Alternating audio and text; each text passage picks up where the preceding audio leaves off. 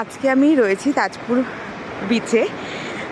তো বলতে গেলে আমি এখানে সূর্য দেখতেই এসেছিলাম, সূর্য উদয়। কিন্তু আমি ভাবতে পারিনি যে আমাকে সমুদ্র এত সুন্দর একটা জিনিস উপহার দেবে। তোমাদের সাথে আমি শেয়ার করছি। This is just Assam.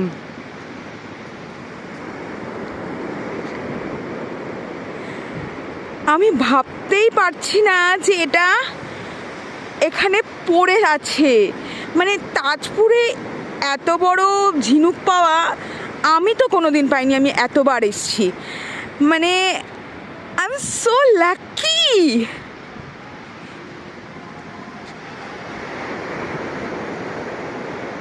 Thank you God, এবং থ্যাংক ইউ সমুদ্রকেও যে আমাকে এত সুন্দর একটা জিনিস উপহার দেওয়ার জন্য সকাল সকাল।